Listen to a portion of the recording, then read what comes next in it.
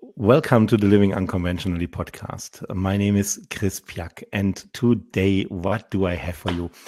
I have something wonderful for you, because what do you need when you want to make a living, traveling the world, chasing your passions around the world? You need an income. And today we have someone here with us in this live Q&A who is helping people to get exactly that, who gives out huge amounts of money to random strangers that she meets over the internet. Is that a fair description, Maria? Yeah, that's exactly how I do business. Yes, and as my little side gig, I work at Jobbatical, which is an Estonian startup company that specializes in helping people find jobs around the world. Which is the way by which you give out money to people. Yeah, so it's giving out money to people with that little extra step. Exactly. But an important and valuable extra step, because Jobbatical is unlike the typical job search website. Yeah, and what we do at Jobbatical is we remove a couple of these annoying little steps from the person who is looking for a job abroad. Like usually when you think, oh, I want to live and work somewhere else, you have the whole world to trawl through. You don't know where to start. If you find a company, you don't know if they even hire from abroad. If you go to Jobbatical, you can be pretty sure that the company that you're looking at is exactly looking for global talent. Most of them offer some form of relocation package, visa sponsorship, etc. So you already have that little security blanket of knowing that this is exactly the right place for you. Mm-hmm. And you're based in Estonia, the company, but the jobs that you're offering, they are not just in Estonia. How many countries do you offer right now? Well, altogether, I believe we've had about 76 countries and territories. Right now, we're focusing mostly on Europe and Southeast Asia, with our biggest offerings being from Estonia itself, and then say Singapore, Kuala Lumpur, and then back to Europe. And some popular destinations would be Barcelona, Berlin, Finland. We have some things from Prague, pretty much all over the place.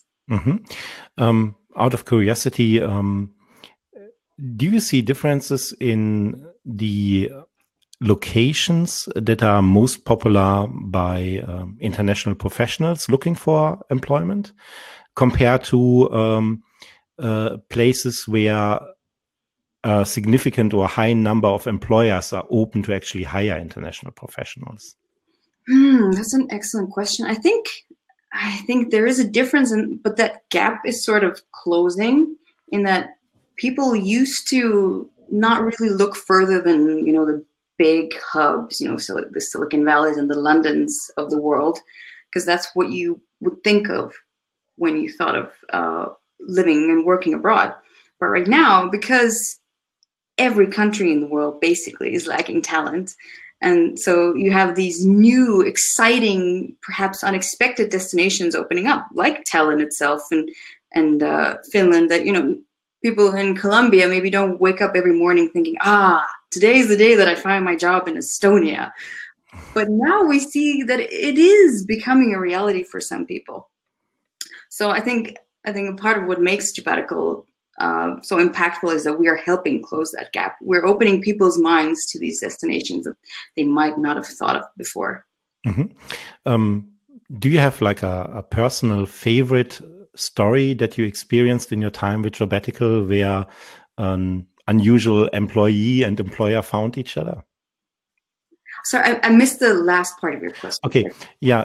Did you have a personal favorite story that you experienced in your time at Jobbatical, where an employer and an employee found each other? Oh, I have so many, but the first one that jumps into mind is a story from Jobbatical itself, because we use our own platform to hire, and so we know it works. We hired a customer success manager from Nigeria, And her story was amazing altogether. We flew her over within like 2 weeks before she could even, say goodbye to her friends and family, really. And she flew over from Lagos. And one of her first impressions of Estonia and her Estonian colleagues was, am I doing something wrong? Is everybody angry with me? What is happening? We went out for drinks yesterday, and now people are barely saying hi to me. And she was like a little upset and worried about it, and we didn't know. And then when it eventually came up, we just talked about it and realized, no, nobody was angry. We're just Estonian. So there was this huge gap of expectation between how much interaction Estonians expect in the workplace versus how much your average Nigerian might expect. And it was this beautiful coming together of cultures, and stories like that we really hear a lot, and it always just makes me smile. Yeah, but when you're open-minded and you find ways to each other, that's the beauty about it. Yeah, so, exactly. Yeah. I remember when I just moved to Estonia back in 2001. In the beginning, of course, I didn't speak Estonian. And on top of that, it's not just that the language is different, but also the habits of intonation are very different between, for example, Estonia and Germany. In Germany, when we enter a sentence, we go up with the voice. Or if you ask a question, we go up with the voice. In Estonians, they talk in a more flat way, which lead to really weird situations. So that someone would ask me something in Estonian, but because he would simply talk very flat, I would always wait for him to continue to talk. And he would wait for me to answer the fucking question. Sorry. He would wait for me to answer the question, So he was upset that I didn't answer. I was upset that he would simply stop talking to me. And it took about a year until I figured out what was going on. Yeah, we see a lot of similar things, like Estonians not really being into small talk that much. So if you ask an Estonian how they're doing in the morning, they will tell you how they're doing. They won't just go, haha, good, how are you? They'll just, oh yeah, so here's what's going on in my life. Because the question is a real question that expects an answer. Yeah, it's very similar to Germany, actually. So let's talk a little bit more about how Jobbatical can help our listeners to find travel independent lifestyle. Sure, how to find a location independent lifestyle, because it's pretty scary when you are in a good job with a good salary in your home country where you lived all your life, and you dream about seeing exotic places, traveling the world, having new experiences, to give up all of this security. And for many digital nomads, the way to do this is that at one point they have to start their own company. But that's not for everybody, because let's face it, not everybody has this this entrepreneurial spirit, even though you nowadays need it actually in every job that you do. Two ways other than starting your own company, which we covered in the last episode of the Living Unconventionally podcast, is of course to find employment. And then either to find employment in a perfect world where you can work remotely, or you find employment in the country that you dream of right now. And then after 3 years, you take the next step in your career, move to a different country, and so on and so on.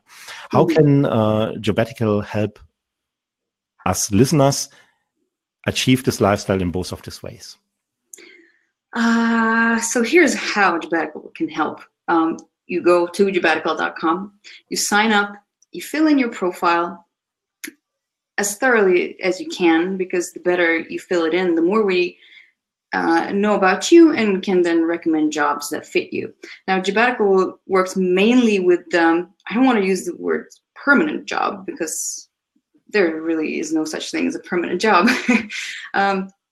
We deal mostly with employers who are hiring for on-site, and the main focus of what we do is to help people physically move to the company that they're joining, because we believe that joining a team for at least some time is an enriching experience, unlike anything else you can do in your life. But having said that, we ourselves hire remotely, as do some of our clients on the platform. So, And we firmly believe and know for a fact, really, that remote work is a huge part of the present and future of the future of work. So, do you see a trend there? Do you see any change in the relationships? How many jobs are opened remotely to compared to on location, or is it keeping stable, the relationship?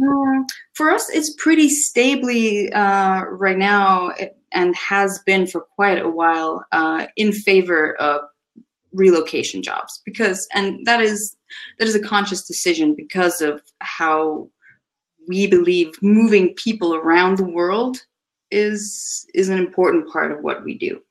And although we publish some remote jobs every now and again, and it's definitely worth keeping an eye out on remote jobs on Jobbatical, there's also employers who are listed as, hiring visa relocation, visa sponsorship, and all that, but are actually open to at least some remote options. So I think that is something that people who are looking for remote work and might be struggling could really look into more, is find the company that you are really excited about, whether or not they list specifically that they offer remote options, and ask them about it. Because, remote work is all about trust, and you got to be able to show the company that you can be trusted to get the work done remotely. So some companies might not be straight out the gate saying, we do everything remote.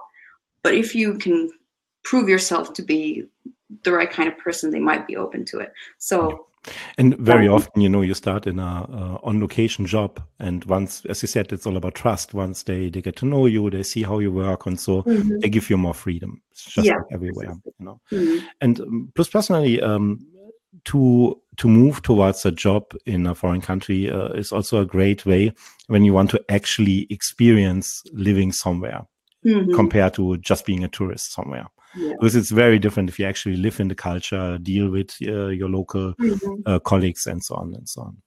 Yeah, absolutely. And I believe there have been studies that show that the longer you actually stay in a so-called strange environment, the better it is for you. Because once you get over that initial culture shock and you really get settled in, that's where your brain really opens up to the new possibilities and things. So, in an ideal world, everybody would live in a different country every, I don't know, say 2-3 years.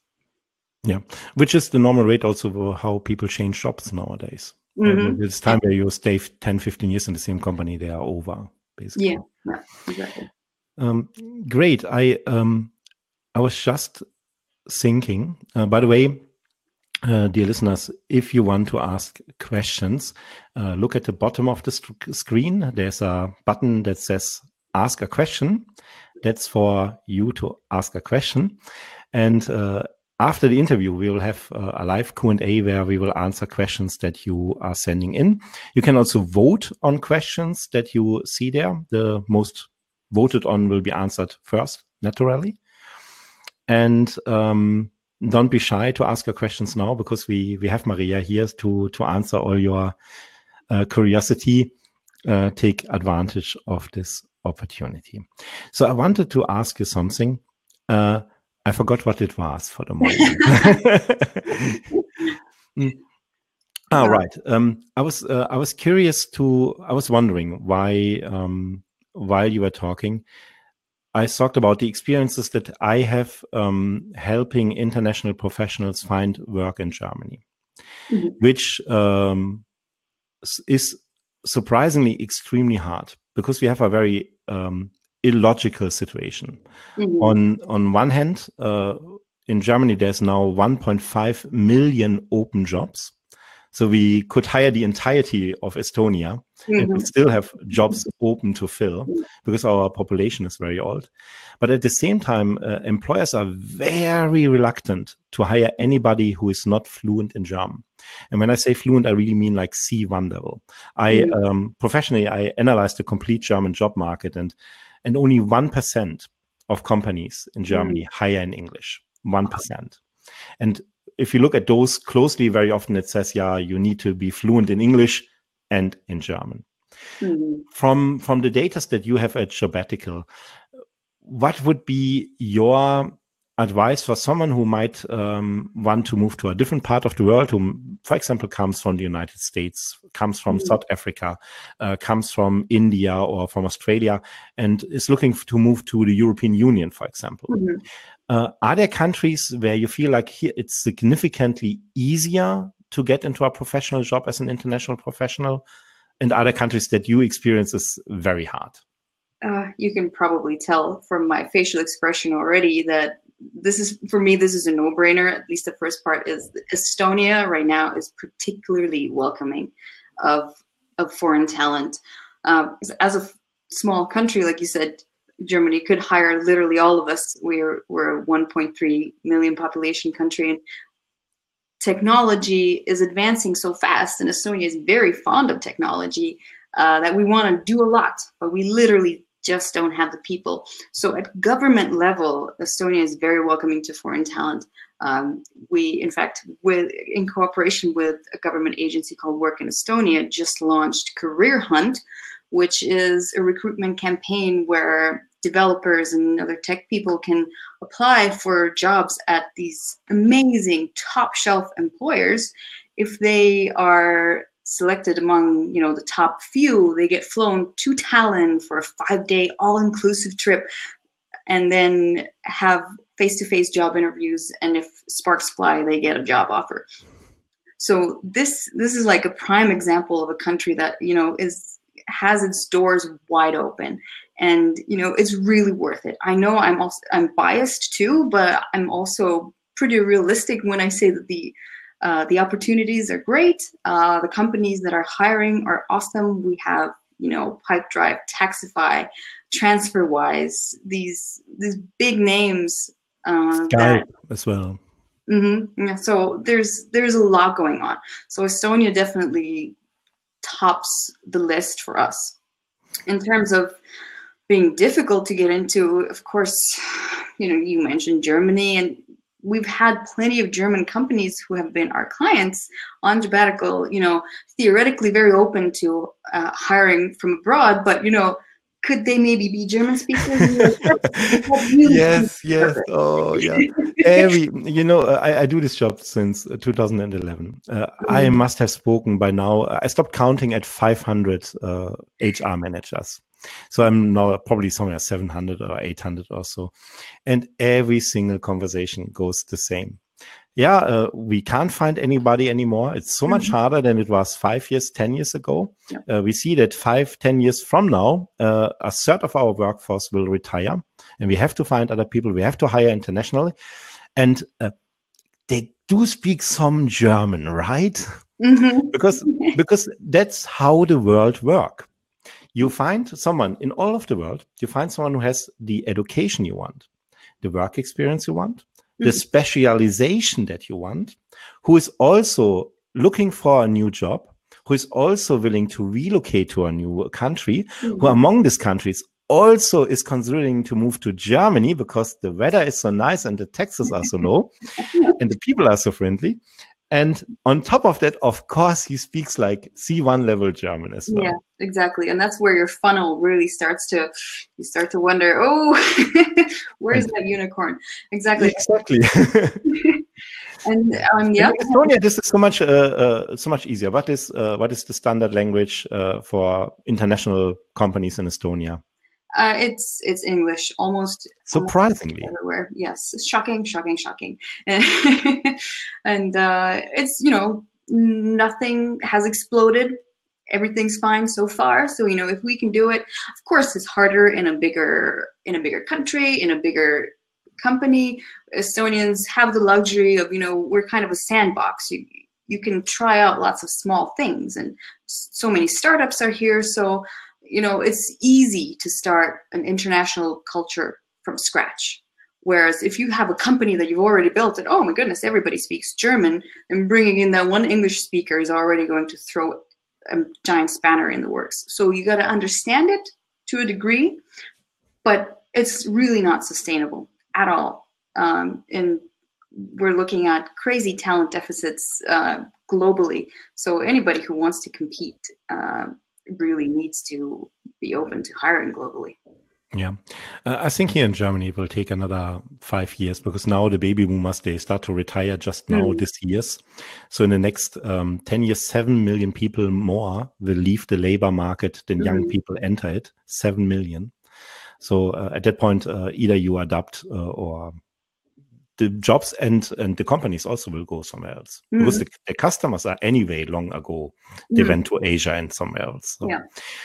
Great. So we have Estonia with lots of wonderful opportunities. Also, Mhm. a wonderful country to be like. If you Mhm. love nature, if you love the open sea, if you love Yeah. skies that have no limit, Estonia is the place for you to Absolutely. go. And I have a small feeling that my listeners at Living Unconventionally feel like, okay, this is not a fourth episode we do about Estonia, but hey, if you want to live location independently, Estonia really has a lot to offer to you that allows you this lifestyle. Absolutely. Which other countries can you recommend where you feel like, okay, there it's a little bit easier to get a foot in the door? An interesting example, I would say, is Finland, because Finland traditionally also has had quite a high barrier of entry because they also require Finnish for a lot of the jobs. What we see happening in Finland is the same thing that's kind of happening in Germany, that you absolutely need to bring people in, and Finland is sort of adapting to it and becoming wise to the fact that they need to be a bit more open about bringing in foreigners. So of course, again, especially in the startup scene, we've worked with this amazing startup in Helsinki called Musician. They're a music startup. And Excuse me, could you repeat that because it got lost? yeah. So in Finland, we worked with this awesome music learning startup called Musician, and what they told us was basically that there's one huge problem in this, particularly these smaller hubs like Tallinn and Helsinki, is that if you want to hire well, there's such a small pool that if you want to hire from your own city, you're going to have to poach talent from your neighbors, and that just leads to bad relationships. So so to keep relationships between companies positive, that's already one reason why you have to start hiring globally. And Finland has a very, very vibrant game development scene, which is why in particular game developers and other developers are in such high demand that that's where you, if you are in the tech field, you have a really big leg up. And Finland, like Estonia, is a really good place to live and has, been voted, or not just voted, but actually been studied to be the happiest country on the planet. So, and that's despite it being, cold and Nordic. So, they must be doing something right.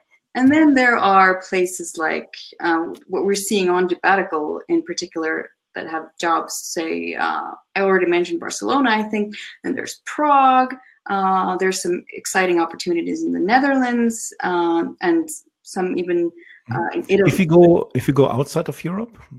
Oh, this is the question I've been waiting for, because I would definitely recommend people cast their nets far wider than just Europe. And the two that I would highlight are Singapore and Kuala Lumpur. So Singapore and Malaysia are extremely hot right now, literally and metaphorically. So Singapore, again, you have all the content on the internet that tells you that Singapore is the best expat destination, et cetera, et cetera. And, it all checks out. Plus, you have a crazy talent shortage. So again, if you are in tech, especially in AI or cybersecurity, there's such a vast world of opportunities out there. Now, the drawback with Singapore is the same, I would say, to an extent as is with Germany, that there's like an initial openness, but then, the bureaucracy starts kicking in a little bit. But at the same time, we've seen plenty of success stories, and it's absolutely amazing what's happening in Singapore right now. And then Kuala Lumpur, there's one client that we're working with in particular in Kuala Lumpur. They're called Mind Valley. If you are into the living unconventionally lifestyle, then it's something that you might have heard of. They're a company that help people, educate themselves in many different ways, and they are a top employer looking on Jobbatical specifically for this kind of, out of the box open-minded talent, and they don't just offer tech roles, but they also have, you know, content and advertising roles, et cetera, et cetera. So these would be the two locations that I would definitely highlight. If you want to ask Maria a question, please use the Ask a Question box here in the bottom of the screen. We come to the Q&A very quickly. One question that I'm curious about, because of course I have some insight here into the German market, is when you look at the number of job applications you get for different professions, one, but also for different countries per job. I won't ask about specific jobs, of course, or specific companies, but when you look at like first professions, like for example, a software developer compared to an PR professional compared to someone working in marketing, and you, on average, how many applications do customers get for one job offer? And are there differences from the locations and differences from the professions? I give you one example, probably company size and how well the company known is a huge topic. I give you one example. I used to hire for Trivago, which is based here in Düsseldorf, my hometown. And they're just insane. They get 40,000 applications every single month. Yeah. So that's when you apply to these really well-known companies, then the competition you face is insane. Oh yeah. What are your experiences? And your best strategies for job seekers? Like you said, it really varies. There are so many variables. You have the location and the type of job, et cetera, et cetera. So in general, specific numbers are so hard to pin down in this like whole conversation. I would say though, of course, tech roles tend to get fewer applications just because good developers notoriously don't really need to be looking for jobs. And also it tends to be, I would say anecdotally maybe, but I think there's a kernel of truth in this, that, you know, marketers, salespeople, content people, creatives, these are the people who go into this more willingly, and therefore they are applying more. So this is where the more creative jobs is where, traditionally creative jobs is where you see the most competition. Now, in terms of numbers per company, we've seen, you know, you see anything from like tens to hundreds of applications. It really varies. There are, you know, if you're looking at companies that are really household names or something that has a lot of buzz around it, like for example, the Estonian e-residency program, which, you know, is hiring and is just has so much hype that you can really get lost in the crowd. We have Estonian startups that are, you know, recently funded and saying, oh, we're harder to get into than Harvard. So yes, for these kinds of roles, you really need to step it up to stand out, you know, the minimum of, you know, a video cover letter, and make sure that everything's well edited, well written. You have no room for typos in this scenario at all. So you really have to push the boat out. Well, of course, I would advise to have a well-edited application wherever you apply. But the truth is that if you are highly skilled, if you are applying for a job that maybe has less crazy demand and less hype, then of course you can get away with more, more mistakes. I have a question that might be a little bit unfair question because it's very specific. I have good friends who work as headhunters for SAP professionals, developers. And someone who knows SAP very well and is a developer, they don't apply for jobs at all. Here in Germany, they get job offers, 2 or 3 every single week, a headhunter calls. But this all changes, and again, very German typical is, this all changes once you don't speak German. I had clients before in my program. I introduced clients to employers of their choice. So I work for the clients, and I had clients who super experienced SAP developers, worked for SAP themselves in other countries, couldn't get a job in a year here in Germany before they met me. Would you recommend to this kind of professionals who tried one country that they had in their mind as a wonderful location where they want to live because of high living standards, and they tried for a year, they can't enter the market even though there is actual demand? How could they shift their orientation location-wide to other places that might be better for them? The most basic advice is literally just to keep an open mind, just to really consider anything as an option, because there's so many amazing places to live right now, and it doesn't have to be Germany, it doesn't have to be Silicon Valley, it doesn't have to be London. They're like, the Baltics, Tallinn, Riga, Vilnius. At first glance, someone who is, has their sights set really high might not consider these as options. But once you start looking into it, realize, wow, there's this amazing fintech company coming out of this small Baltic country, and they're doing really cool things. And if you get your foot in the door at that stage, there's, the opportunities are endless, the possibilities are endless. So keep an open mind, consider locations that might not have occurred to you, ask around, Google anything, best places to live, best cities for such and such, and just talk to other people who have done it.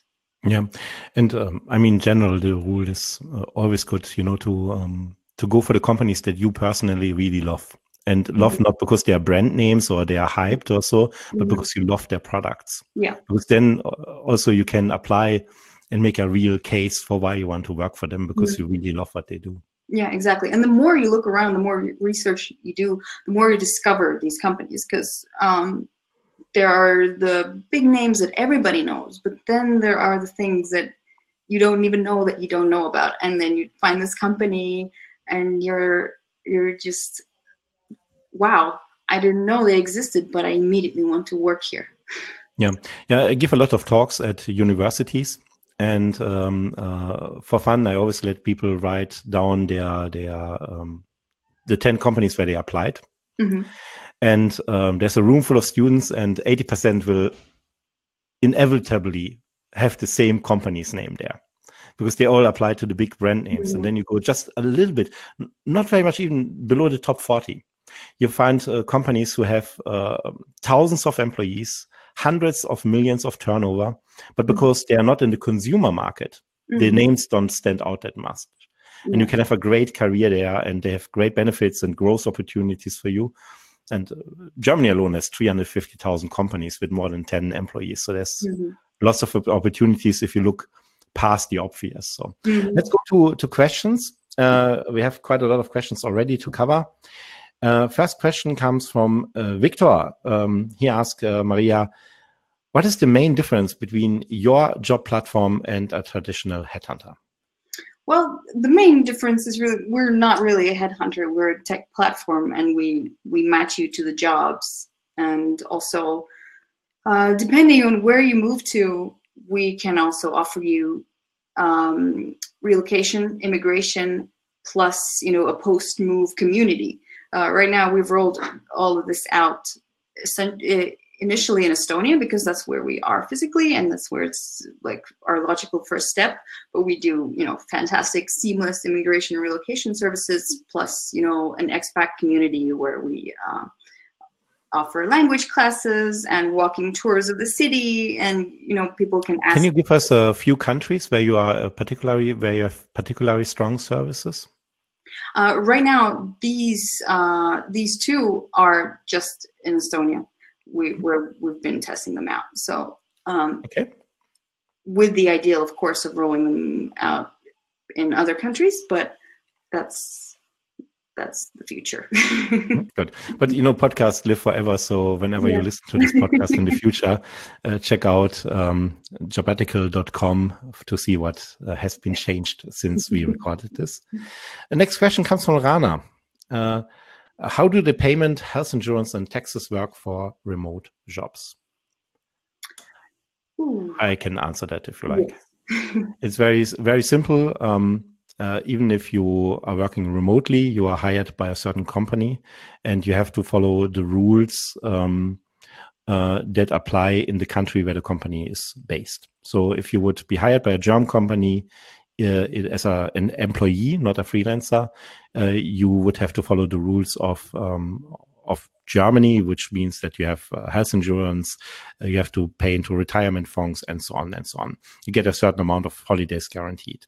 But that is always based on where the company is based, not you as a worker. Unless the company sends you officially to a subsidiary in a different country. So,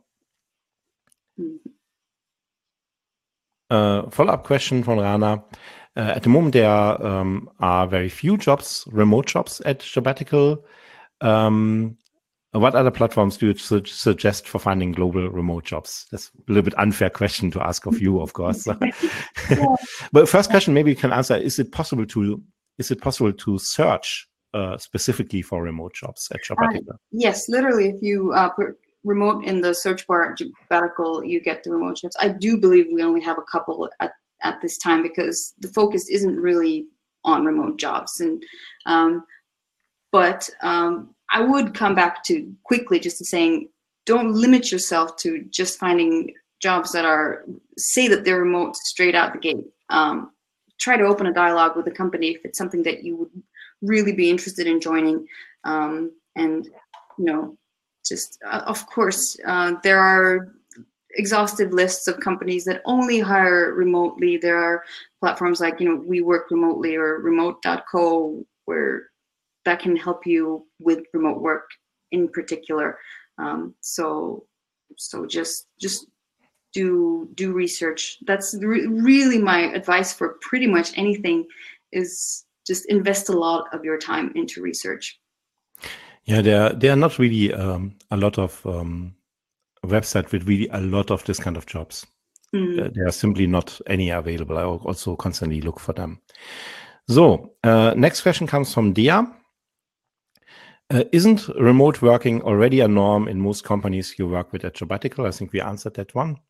Not yet. More or less, but not yet. But I think also because there are like levels of remote work. There's like full remote, you are completely location independent, and then there are companies that offer different, percentages or different options. Like you relocate to the company, but then at least some of your time you can work from anywhere. And this is pretty much what we do at Jobbatical.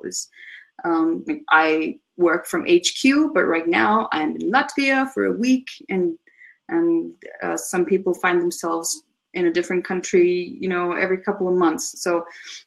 So there is definitely this. I would say is almost becoming a norm. This increased flexibility. Yeah. Yeah. In Estonia, it's even the government. We talked with Marilyn Luck in the last episode of the Living Unconventionally podcast. And she was at home when we recorded this because she's quite flexible in where she works. She doesn't have to be in the office at all times. So more questions from Uday. Hi, I'm a product manager. I don't see many remote positions open for product managers. Remote is a thema that is recurring here, I think. I want to know from your experience if the market is opening up for remote product managers these days. Aitäh!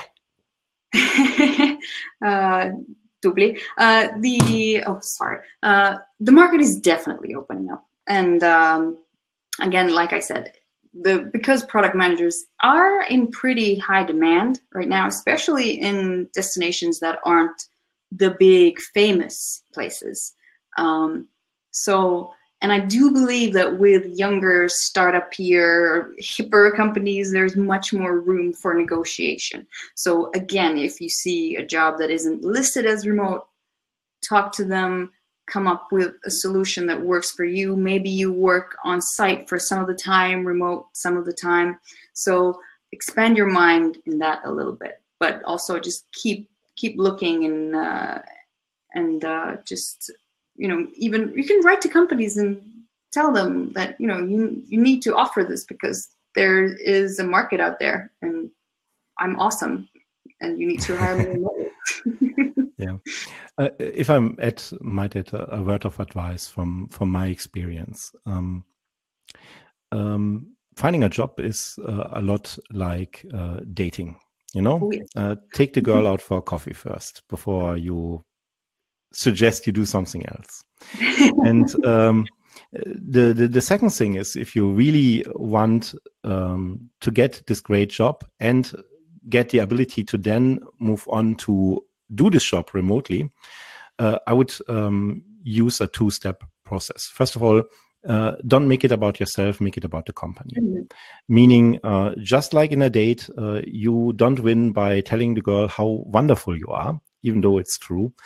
You win the girl by asking about her and what she cares about, what she dreams about, what are her wishes. Same with the employer.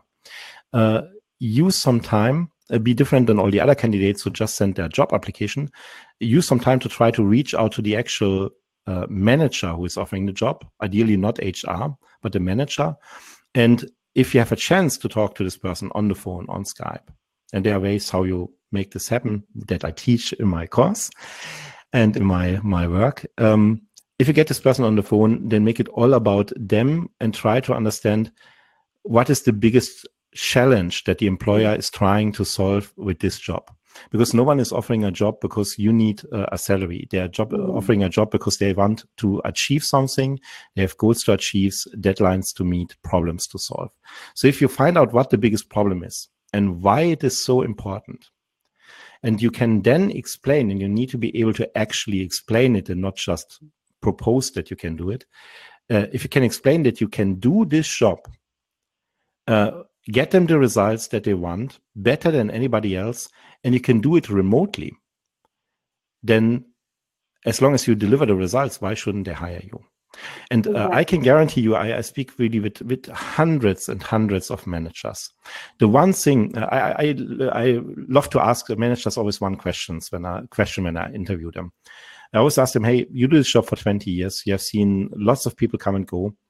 If you go to the list of the people you experienced in this position, and you rank them from the best people to the worst people, what did the best people do different than the rest? They must have done something different, otherwise they wouldn't be the best. And the answer that every single manager has given me in 20 years since I asked this question is one of three things. Number one, she takes complete ownership of the product. No? She makes it really her own project, and she puts her whole heart into getting the results. Number two, this is someone who is constantly educating themselves. They're constantly developing themselves, and I can see the progress that they are making. Mm-hmm. And number three, very simply, this person has my back. No? So, and you prove that you have all these three qualities by reaching out to the manager before you apply and ask, hey, what is it that you actually want to achieve and why it is so important? Mm-hmm. And when you can then go from your own work experience and share, hey, I worked for someone with a similar problem. This was the problem. This is exactly what we did. This was the outcome. Would this help you too? Then you are 80% there. And then to say, hey, by the way, if after 6 months of working for you, we go along very well, would you consider letting me work remotely? Mm. Yeah. So that would be my advice. Yeah, that's great. Sorry, I talked very long. Let's take 3 more questions before we finish up for today. Jackie asked, what if I want to work outside of the Southeast Asian region and not in the IT industry? How do I go on about that? Well, if you're not in IT, of course, it depends on what you do. And, you know, Southeast Asia isn't the only place with jobs, of course. There are plenty of opportunities. You know, we do work mostly with Europe and Southeast Asia, so that's where most of our experience is. But, you know, the world isn't limited to this one job platform, although, you know, we do want you on Jobbatical. But just look at companies that do things that make you go, oh, wow. I wish I did that. Look at their openings, see what they have, and and write to them, even if they're not looking for something specific. Many companies have an open application where you can just write in and say what you can do for them. You can, if you want to work in North America, for example, we all have heard how the United States is kind of shutting down, but at the same time, Canada is stepping up. You know, look into these things. Same with the UK. You know, it was a complete, you know, whole other situation that merits its own podcast. But, you know, instead of London, maybe Dublin is stepping up. You know, some jobs are moving to Dublin. So just keep an eye on where jobs are moving, what is happening, and just put yourself out there. Invest in your own portfolio, your own profile, and, you know, establish your own voice of how you reach out to people who are hiring, and make yourself stand. Yeah. Canada, you mentioned just, I think 2-3 days ago, it was in the news that they will hire, 1 million people? No, 3 million people or so over the next years? Not hire, sorry, that they invite over 3 million people to move to Canada during the next few years, because they understand the gap. And they are another country that has a very interesting startup visa, and that isn't connected to the success of your company. So it's kind of like a no strings attached kind of entrepreneurial way through the door, you know. So they are really also pulling out the stops and bringing in the talent, and, you know, they're famously diverse and welcoming. Last question from my side. We talk now mostly about professional jobs. What are about jobs that are, for example, in the healthcare industry, like nurses? I don't know if you experience the same. I get every day, I get letters from nurses, qualified nurses, looking for employment in the European Union. And in Germany, we cannot hire them because by law, you need to be able to speak B2 level German to work in Germany as a nurse, and you need to have a degree from a European Union university. Do you see any demand from hospitals, or are they not your audience at all? This is really not our audience, I'm afraid. Just from personal experience, I can say that the healthcare system in Estonia, for example, could definitely use more professionals. But in all honesty, I don't really know how that works in practice. I'm afraid. Great. Maria Lamp from Jobbatical was that. Thank you very much for joining us here. If people want to find out more and look for great employers who hire international talent, where do they go? They go to Jobbatical.com, and they go to our blog. They read our resources. They subscribe to our newsletter, and they go to our webinars. Yeah, I just wanted to say you have also wonderful webinars yourself. What's the next one coming up? The next webinar is coming up next Wednesday, March the 6th. It's all about how to get a tech job in Estonia, in particular, where we have a special guest star from last year's Career Hunt program, who is from Argentina and got a job through Career Hunt and Jobbatical in Estonia. So we will be hearing all about her experience and getting into detail on all that. Thank you very much, Maria Lamp. I'm Chris Pyak, the host of Living Unconventionally.